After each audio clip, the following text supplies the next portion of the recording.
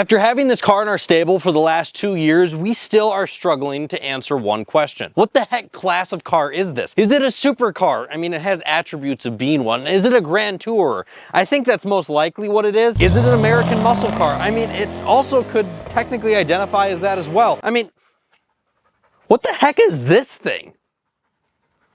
Hello everyone and welcome to Performance on Wheels. My name is Todd. My son Austin and I, we make all sorts of videos on all sorts of different cars. Before we get into the real subject matter of the video today, the F-Type SVR, let's make sure we introduce the newest vehicle to the fleet, the 2017 Exomotive Exocet.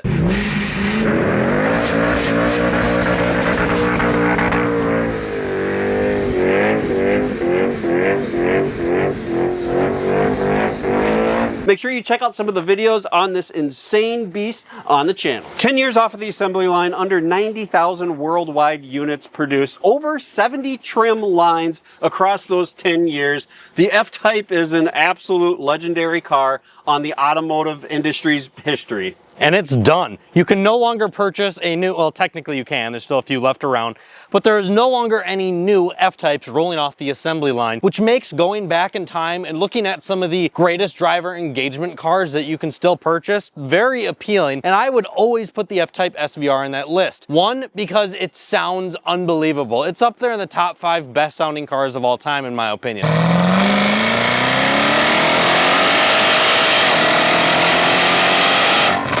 On top of that, it has a fantastic interior, a great driver engagement feel. One of the best transmissions ever, ZF 8-speed. They put them in everything, but it's just so good. And it pairs so well to the 5-liter supercharged V8 in the F-Type SVR. Today, let's figure out what kind of car the SVR truly is and if it's something that you should pursue.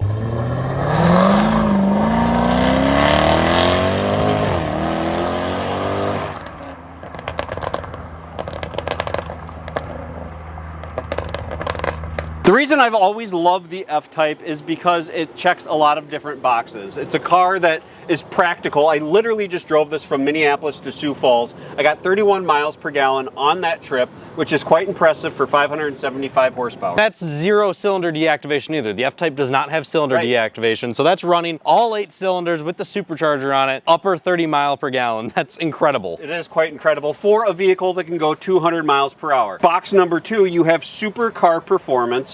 You have practical performance, you have extreme luxury when you talk about the inside. The quilted leather, especially in the SVR, is absolutely incredible. And let's not forget about that leather headliner. Now there's a lot of different options, a lot of different ways to spec out an F-Type from both the exterior and interior. I love the black over red myself, but there's really, you can't go wrong. You truly can't. Now, what's really cool about the F-Type, so it has that supercar-like performance. It has the interior and craftsmanship of a Grand Tourer.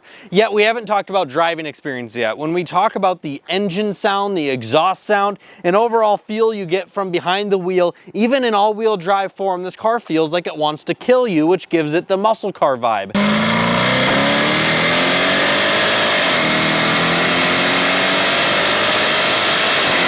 So it has these 3 different personalities of cars wrapped into one, which there really isn't too many other cars on the market other than perhaps some Aston Martin models that have that tri-personality in the sense of basically being 3 separate classes of cars inside of one. Yeah, that's really well said, Austin. I love the way that you articulated that. What I will say is, like, this car is amazing when it comes to the Grand Tourer standpoint, but when you go over to the supercar or exotic car, and you really want to start pushing this car, to me, this isn't the car that you're going to buy to take around a track and really push it. It does still have some weight behind it. Yeah, there's some weight and whatever, but there's a lot of better options when it comes to that. What I don't like about the F-Type is the electric steering. Now, they did a really good job on a daily driving standpoint. It feels really good, and it feels really good up into a point where you push the car from a street standpoint, like around the street, going around some turns. It feels good there, but there is a point where that steering really becomes numb when you're really pushing it. For sure. From a track standpoint, like, this isn't the car. Yes, it'll go fast. It's kind of heavy, so the brakes will fade. Maybe you have the carbon ceramics. But I don't think it's the best car in the world when it comes to all-out performance. the thing that's so appealing is it checks all the boxes.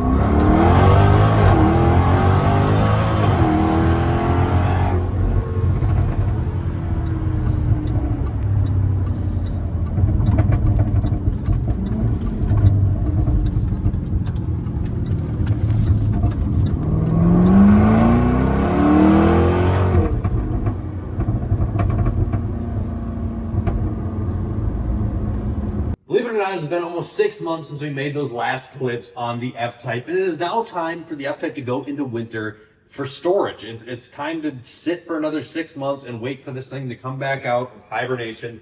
And I just wanted to take some time to reflect on our last summer with this car, our thoughts on it after putting yet another 6 months of miles on it. My wife and I actually got to experience this car for a full day. We got married and then we took the car, took some photos, and got to enjoy a beautiful drive along Minnesota's shoreline. Hello everybody and welcome to Performance on Wheels. My name is Austin. My dad Todd and I, we make all types of different car videos on all types of different cars. This is the 2017 Jaguar F-Type SVR. And today we're going to go through as to why this is the greatest Grand Tourer ever made. The interior of the F-Type isn't necessarily as big as some of the other cars in its class. It still can make do for special occasions. Up in Duluth, just a beautiful, beautiful drive that we got to drive in this car for quite a few miles, and it was just an amazing experience. After another 6 months, how are you feeling about the F-Type? So believe it or not, this summer, my junker, my daily driver actually broke down. So the SVR turned into my daily driver for almost the entire summer, which was pretty darn cool. It is a fantastic car to not only drive on a daily basis, but when you beep boop and hit a few buttons, the hair just kind of flies off you. I'm dead serious. The multiple personalities of the F-Type are what makes this car truly unique. And the fact that you can still get almost 30 miles to the gallon, as proven on Austin's wedding day, and you can go 0 to 60 in essentially 3.5 seconds. It's just a absolutely fantastic car. And what everyone wants to know is, did the F-Type break down this summer? And the answer is no. I gave it an oil change. I gave it 2 oil changes, in fact. I did take it to the dealer just because there is still a warranty on the car, and I noticed one of the coolant pipes was collapsed going in, or coming out of the overflow reservoir, I should say. They checked it out. They did a pressure test on it, all as well. So again, completely trouble-free miles on the F-Type. And it's been an entire year of us also being homeless. So pretty darn soon here in the next week or two after this video is going to be released, we're going to be installing 3 new lifts from Best Buy Auto Equipment in our new garage. Make sure you join us for that. That's going to be incredible. We have 2 4-posts and a 2-post going into the garage. Starting to strap them down, get them loaded up on a trailer as we speak here. So we're really looking forward to that. F-Type's going to go to sleep up top, and we're going to get busy with some of our other projects. Another thing I am happy to say, being a current owner, and maybe something you're not necessarily excited about if you're in the market, is it seems like the F-Type pricing has kind of evened out. I didn't see much depreciation over the past summer. In fact, over my ownership, I can essentially still sell this SVR for what I paid for it, which is quite remarkable, at least within a couple or a few $1,000s. I feel really good about that. It's amazing when you're able to enjoy a car and then resell it. So that's obviously true for the SVRs as well as the Rs. They have, there's definitely a lot lower pricing and a lot wider range of pricing just because there's so many. But ultimately what I'm saying is it seems like for the 15s through 17s or 18s, the floor has been found as far as the depreciation. We are now about 2.5 years or so into ownership of this F-Type. The F-Type now has, is it just over 60,000 miles, I think? Or how many miles? We're just over 50, like just over 54,000, something like that. I wanted to go through quick and run through the entire list of what is broken on this F-Type within that time frame, just so you guys are familiar going into purchasing one of these. Maybe it has less miles on it, or just so you are aware of what issues this car has had throughout its entire lifetime. So the owner before us, the only issue she ever had, if I remember correctly, was the catalytic converter replaced 2 times, I think. No, she replaced 1 catalytic converter. I had 1 replaced under my ownership, so both cats have been replaced. I also had to replace a front seal on the passenger side drive shaft, essentially, if my memory is correct. Been waiting for something to leak, been waiting for something to break. I know these things are rock solid, but I'm actually hoping something breaks because I have that warranty. But at the same time, I know these things are bulletproof. So also looking forward to just continuing to throw miles on it. If you guys are in the market for an F-Type, there is just even some more feedback from another owner that these cars are really reliable. They get a lot of hate.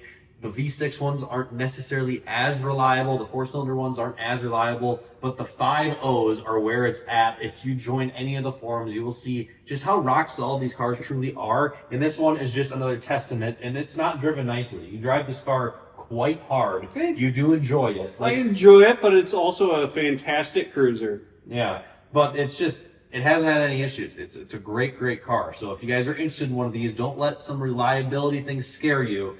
Just go out and buy one, because that exhaust note, that feel behind the wheel, it truly was a joy to drive when we were taking it through some of those tunnels up in Duluth.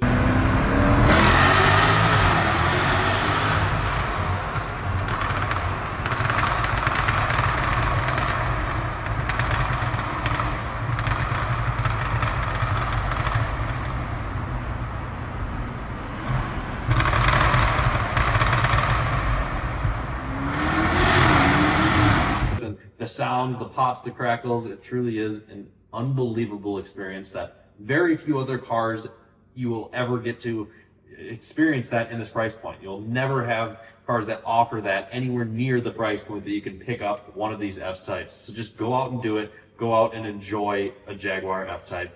Thank you guys so much, and we'll see you next time.